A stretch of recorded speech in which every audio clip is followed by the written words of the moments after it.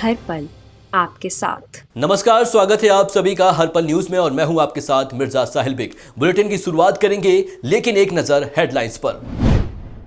PM सुरक्षा मामले में सुप्रीम कोर्ट में हुई सुनवाई के दौरान जांच के लिए आदेश, एनआईए भी हुई जांच में शामिल।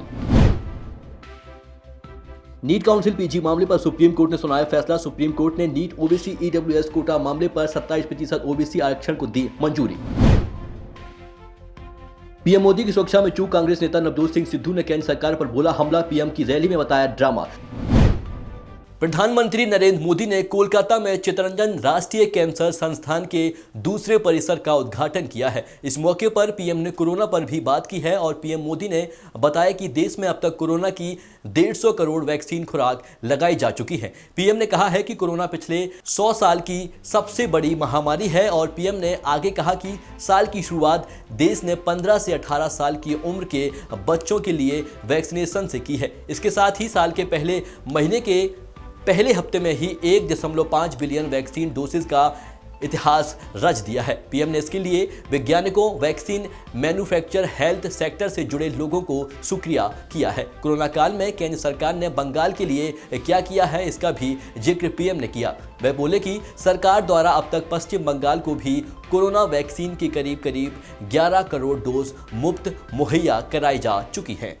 हमारे देश में भी इस नए वेरिएंट के कारण केसेस तेजी से बढ़ रहे हैं, इसलिए 150 करोड़ वैक्सीन डोज का यह सुरक्षा कवच हमारे लिए बहुत महत्वपूर्ण हो जाता है। आज भारत की वयस्क जनसंख्या में से 90% से ज्यादा लोगों को वैक्सीन की एक डोज लग चुकी है। सिर्फ 5 दिन के भीतर ही 1.5 करोड़ से ज्यादा बच्चों को भी वैक्सीन की डोज लगाई जा चुकी है। ये उपलब्धि पूरे देश की है। पीएम नरेंद्र मोदी की सुरक्षा के चूक के मामले पर सुप्रीम कोर्ट में सुनवाई हुई। सुप्रीम कोर्ट ने आदेश दिया है कि सभी record Punjab Haryana high court के रजिस्ट्रार जनरल के पास सुरक्षित रखे जाएंगे। अब मामले की अगली सुनवाई सोमवार को होगी। जांच में एनआईए भी शामिल होगी और साथ ही कोर्ट ने सोमवार तक केंद्र और राज्य को इस मामले में जुड़ी कार्रवाई रोकने के निर्देश दिए हैं। इसका मतलब है कि सोमवार तक केंद्र और राज्य अपनी जांच के आधार पर किसी अफसर के खिलाफ कार्रवाई नहीं कर सकेंगे। प्रधानमंत्री नरेंद्र मोदी की सुरक्षा में चूक के मामले में कांग्रेस नेता नवजोत सिंह सिद्धू ने केंद्र सरकार पर बड़ा हमला बोला है। सिद्धू ने कहा, पीएम मोदी को जब हवाई मार्ग से जाना था, सड़क से जाने का प्लान नहीं था, तो वे कैसे गए? इतना ही नहीं, सिद्धू ने पूछा कि क्या इस मामले में आईबी और सेंट्रल एजेंसी जिम्मेदार नहीं है। सिद्धू ने कहा, रैली में लोग नहीं थे, इसलिए ये पूरा प्लान रचा गया है। उन्होंने कहा है कि रैली में 70,000 कुर्सियां लगाई गई थी, लेकिन 500 भी लोग नहीं आए। ऐसे में सब ड्रामा किया गया है। और आगे ये भी कहा सिद्धू ने, प्रधानमंत्री जी के आप सिर्फ भारतीय जनता पार्टी के ही नहीं हैं, आप सबके प्रधानमंत्री हैं। आपकी जान की कीमत देश का बच्चा बच्चा जानता है। आप ये कहकर कि यहां आपकी जनता को खतरा था, इस राज्य का, इसकी पंजाबियत का अपमान कर रहे हैं। प्रधानमंत्री जी, आप भारतीय जनता पार्टी के ही नहीं हैं, आप सबके प्रधानमंत्री हैं। आपकी जान की कीमत इस देश का बच्चा बच्चा जानता है और आप इस राज्य का, इसकी पंजाबियत का अपमान कर रहे हैं, ये कह के कि यहां आपकी जान को खतरा था। जितने तिरंगे आपने, आपकी पार्टी ने और संघ ने जिंदगी में नहीं फहराए होंगे, उतने तिरंगे हमारे पंजाब के सपूतों की लाशों पर लपेटे जाते। Therefore to say कि यहां आपकी जान को खतरा है। पंजाब में पीएम की सुरक्षा में हुई चूक का मामला अब काफी तूल पकड़ गया है। बीजेपी नेता लगातार सीएम चन्नी पर हमलावर होते नजर आ रहे हैं। केंद्रीय मंत्री गिरिराज सिंह और हरियाणा के गृह मंत्री विज ने पंजाब सरकार पर हमला बोला है, जहां एक तरफ से अनिल विज का कहना है कि पंजाब के मुख्यमंत्री चरणजीत सिंह चन्नी का राष्ट्रीयकरण की प्रजातंत्र में कोई भी प्रधानमंत्री का रास्ता रोककर उनसे बात कर सकता है। यह उनका स्पष्टीकरण नहीं बल्कि उनकी स्वीकार रोकती है कि इस षड्यंत्र में उनकी संलिप्तता है। वहीं केंद्रीय मंत्री गिरिराज का कहना है कि जो घटना प्रधानमंत्री के साथ हुई है ये एक संयोग नहीं था, ये उनकी हत्या की साजिश थी। पूरी दुनिया जानती है कि प्रधानमंत्री मोदी की लोकप्रियता क्या है। ये घटना देश के प्रधानमंत्री के साथ नहीं पूरे देश के साथ घटी है और जिसने खुद साजिश की है वो क्या जांच करेंगे। कैप्टन दूसरी बात भी तो कह रहे हैं ना, जो कि एक प्रजातांत्रिक तौर पर बने हुए मुख्यमंत्री को नहीं कहनी चाहिए। वो ये कह रहे हैं कि आपने जो गड़बड़ करनी है जाके हरियाणा में करो, दिल्ली में करो। अब ये एक मुख्यमंत्री का कहना भी तो बहुत गलत बात है ना जी, कि भाई मेरे यहाँ मत करो, जाके दिल्ली और गुड़गांव में करो। ये तो बहुत गैर जिम्मेदाराना है और इससे ये चीज़ भी सिद्ध होती है कि ये जो आंदोलन खड़ा हुआ है इसके पीछे अमरिंदर सिंह का ही हाथ है। जहां संवेदनहीन हो जाए राज्य की सरकार और ये संजोग कहे, ये संजोग नहीं, एक साजिश था, प्रधानमंत्री के हत्या की साजिश। और मैं समझता हूं देश ने देखा है सारे वीडियो रिकॉर्डिंग। सर मैं इसके आगे कुछ नहीं कहूँगा। प्रधानमंत्री नरेंद्र मोदी की सुरक्षा में पंजाब में हुई चूक का विरोध प्रदर्शन जोधपुर में भी हुआ है। यहां पंजाब के मुख्यमंत्री का पुतला फूंका गया और मुख्यमंत्री अशोक गहलोत के गृहनगर में बीजेपी के युवा मोर्चा में आक्रोश मार्च निकालकर विरोध जताया गया और जल्द से जल्द दोषियों को सजा देने की मांग भी की गई। जोधपुर बीजेपी के युवा मोर्चा के कार्यकर्ताओं ने आक्रोश मार्च निकालकर पंजाब सरकार का विरोध किया है और पंजाब के सीएम का पुतला जलाया गया है। बीजेपी के युवा मोर्चा ने कार्यकर्ताओं ने पंजाब सरकार को बर्खास्त करने की मांग के साथ साथ जल्द से जल्द जांच कर दोषियों को सजा देने को कहा है। इस आक्रोश रैली में मौजूद लोगों ने जोधपुर के सांसद व केंद्रीय जल शक्ति मंत्री गजेंद्र सिंह शेखावत की सुरक्षा बढ़ाने की मांग की है। नीट काउंसलिंग पीजी मामले पर सुप्रीम कोर्ट ने अपना फैसला सुना दिया है। सुप्रीम कोर्ट ने नीट ओबीसी ईडब्ल्यूएस कोटा मामले पर अपना फैसला सुनाते हुए इस सत्र के लिए सरकार की 27% ओबीसी आरक्षण की योजना को मंजूरी दे दी है। अदालत के फैसले के बाद काउंसलिंग का रास्ता अब साफ हो गया है। सुप्रीम कोर्ट ने गुरुवार 6 जनवरी को फैसला सुरक्षित रखने के बाद कहा था कि राष्ट्रीय हित में नीट पीजी काउंसलिंग शुरू होनी जरूरी है। बता दें कि लंबे समय तक रेजिडेंट डॉक्टर्स ने काउंसलिंग शुरू करने की मांग के साथ प्रदर्शन से एमसीसी जल्द ही काउंसलिंग डेट्स जारी कर सकता है। कोरोना के गाइडलाइंस और कोरोना के बढ़ते संक्रमण को देखते हुए सुप्रीम कोर्ट ने सीबीएसई बोर्ड के मामले पर फैसला सुनाते हुए छात्रों को बड़ी राहत दी है। जानकारी के मुताबिक इससे पहले बोर्ड की स्कीम के तहत इम्प्रूवमेंट एग्जाम दे रहे उम्मीदवारों के सामने साइंस की स्थिति रही थी। नियम के अनुसार इम्प्रूवमेंट एग्जाम में प्राप्त स्कोर ही फाइनल माना जाता था। ऐसे में कुछ मामलों में देखा गया है कि छात्रों के नंबरों में सुधार होने के बजाय नंबर कम हो गए। इसी पर फैसला लेते हुए कोर्ट ने इस स्कीम को खत्म कर दिया है। कोर्ट ने कहा है कि इम्प्रूवमेंट एग्जाम के नंबर फाइनल नहीं माने जाएंगे, बल्कि असल परीक्षा और इम्प्रूवमेंट एग्जाम दोनों में से जिसमें बेहतर नंबर होंगे उसे अंतिम माना जाएगा। कोर्ट ने सीबीएसई की पुरानी नीति को रद्द कर छात्रों के हित में यह बड़ा फैसला लिया है। यूपी में विधानसभा चुनाव के लिए सीएम योगी लगातार बड़ी बड़ी घोषणाएं कर रहे हैं। हर दिन सीएम योगी राज्य में विकास की परियोजनाओं का लोकार्पण करते नजर आते हैं। फिलहाल योगी सरकार ने एक बड़ा चुनावी दांव खेला है और राज्य में एक बड़ी घोषणा की है। सीएम योगी ने यूपी में बिजली की दरों को आधा कर दिया है। यूपी में 6 रुपए प्रति यूनिट और दरों को घटाकर अब 3 रुपए प्रति यूनिट कर दिया गया है। बता दें कि एक दिन पहले सीएम योगी ने किसानों को दी जाने वाली बिजली की मौजूदा दरों में 50% की कमी कर दी थी, यानी अब तक किसानों का बिजली बिल आधा आएगा।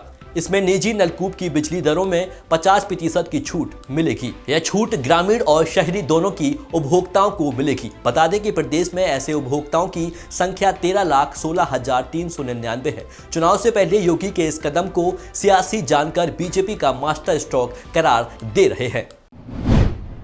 यूपी के अयोध्या में सीएम योगी आदित्यनाथ ने अयोध्या के डॉक्टर राम मनोहर लोहिया अवध विश्वविद्यालय में छात्र छात्राओं के टैबलेट स्मार्टफोन बांटा है। उन्होंने कहा है, जो कहते थे कि अयोध्या में परिंदा भी पर नहीं मार सकता, आज इस नए उत्तर प्रदेश की नई अयोध्या को देखने के लिए वे भी अपने को नहीं रोक पा रहे हैं। सीएम ने कहा है कि मैं विश्वास के साथ कह सकता हूं कि कुछ ही समय के बाद उत्तर प्रदेश का युवा पूरे देश के अंदर छाता हुआ दिखाई देगा। युवाओं की तकनीक रूप से दक्ष बनाने के लिए आज यह कार्यक्रम यहां पर विशेष रूप से आपके लिए आयोजित हुआ है। साथ ही सीएम योगी ने अयोध्या में कोविड की तैयारियों को लेकर अधिकारियों से साथ बैठक भी की है और उनसे बातचीत की है। आज के स्मार्टफोन वितरण की जो कार्रवाई है और टैबलेट देने की जो कार्रवाई है, भाइयों बहनों, आपको वास्तव में जो उत्तर प्रदेश के बारे में कहा जाता है कि उत्तर प्रदेश देश का सबसे युवा राज्य है, यानी युवा राज्य का मतलब सबसे अधिक युवा उत्तर प्रदेश में है देश के अंदर। तो सबसे अधिक युवा है तो इस युवा का लाभ उत्तर प्रदेश को मिलना भी चाहिए। छत्तीसगढ़ के सीएम भूपेश बघेल ने रायपुर के चंद्रखुरी में स्थित पुलिस अकादमी में आयोजित उप पुलिस अधीक्षकों के दीक्षांत परेड समारोह में हिस्सा लिया। इस दौरान भूपेश बघेल ने कहा कि मेरी सरकार ने सारी चुनौतियों को स्वीकार किया है। हम राज्य के प्रत्येक नागरिकों को ऐसा सुरक्षित वातावरण देने में प्रतिबद्ध हैं जिसमें वह भव्य मुक्त होकर अपना जीवन यापन कर सकें। पिछले वर्षों में हमें इस दिशा में लगातार सफलता मिली है।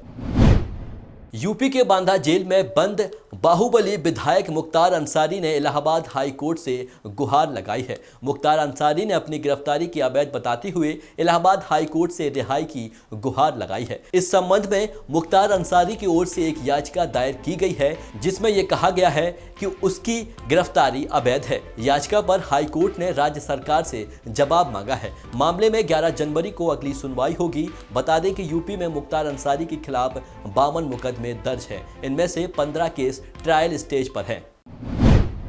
देश में कोरोना ओमिक्रॉन ने एक बार फिर से लोगों के दिलों में डर पैदा कर दिया है। एक बार फिर मजदूर एक जगह से दूसरी जगह भाग रहे हैं। मुंबई में प्रवासी मजदूर ने कोरोना के बढ़ते मामलों के चलते अपने अपने घर के लिए रवानगी शुरू कर दी है। मुंबई में प्रवासी मजदूर रेलवे स्टेशन पर डेरा जमाए हैं। सबकी कोशिश वही है कि कैसे भी लॉकडाउन से पहले अपने घर पहुंच जाएं। मुंबई में रेलवे स्टेशन पर जमे प्रवासियों को पुलिस के डंडे भी खाने पड़े हैं और ट्रेन का टिकट भी नहीं मिला है। इसके बावजूद मजदूर वहां से नहीं हिले हैं। वजह साफ है कि अगर मुंबई में लॉकडाउन लग गया तो वे भूखे मर जाएंगे। दरअसल मुंबई में पिछले 24 घंटों के दौरान कोरोना के 20,000 से ज्यादा मामले सामने आए हैं। ऐसे में टोटल लॉकडाउन की चर्चा से प्रवासी और खासतौर पर मजदूर बेहद डरे हुए हैं।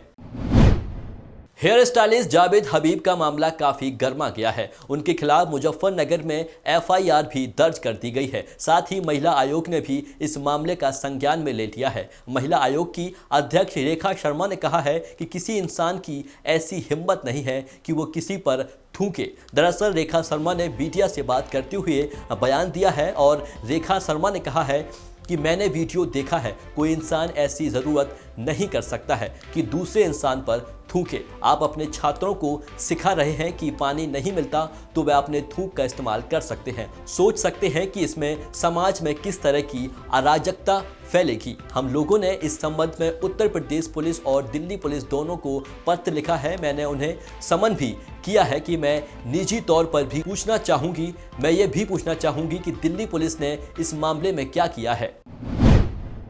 केंद्र की मोदी सरकार लगातार रोड इंफ्रास्ट्रक्चर को बढ़ावा दे रही है। इसके चलते देश के कई एक्सप्रेस वे पर और ग्रीन फील्ड कॉरिडोर का निर्माण कराया जा रहा है। दिल्ली मुंबई एक्सप्रेस वे पर मार्च 2022 के बाद 2 घंटे के भीतर दिल्ली और जयपुर तक का सफर यात्री पूरा कर सकेंगे। जल्द ही दिल्ली के धौला कुआं से जयपुर का सफर 3 घंटे के भीतर तय कर सकेंगे। यह सफर आप दिल्ली गुरुग्राम और सुहाना मुंबई एक्सप्रेस वे के जरिए तय करेंगे। फिलहाल इस प्रोजेक्ट को पूरा किए जाने की डेडलाइन 2 माह बाद मार्च 2022 है। यह रोड सिंगल फ्री होगा और दिल्ली पुलिस एक्सप्रेस वे देश का सबसे लंबा एक्सप्रेस वे है। यहाँ पर 1380 किलोमीटर लंबा है। राजस्थान में 16,600 करोड़ रुपए की लागत से 374 किलोमीटर तक का लंबा खंड बनाया जा रहा है।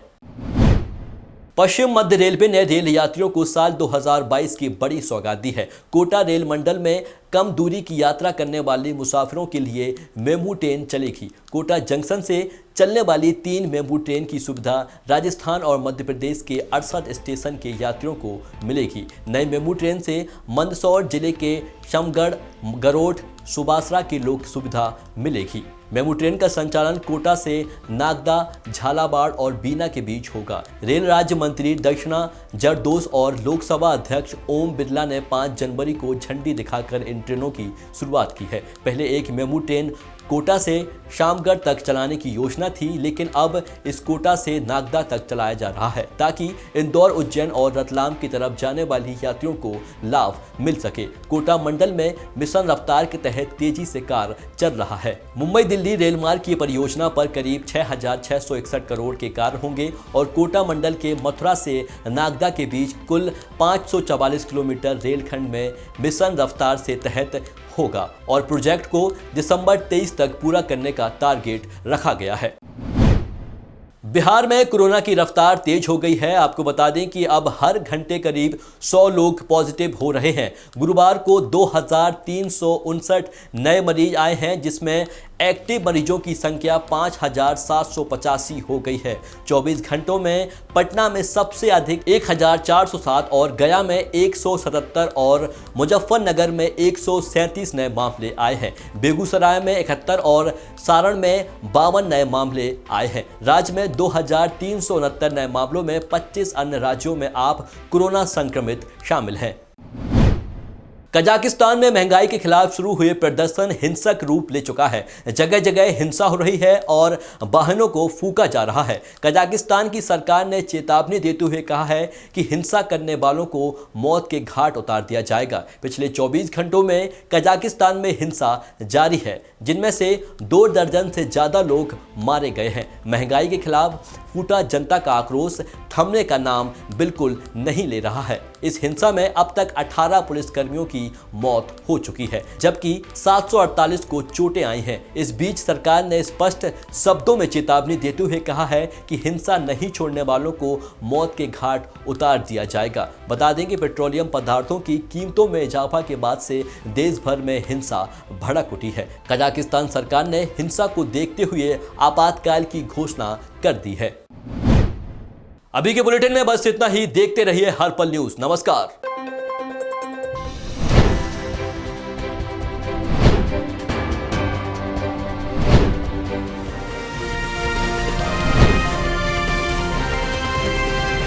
हर पल आपके साथ।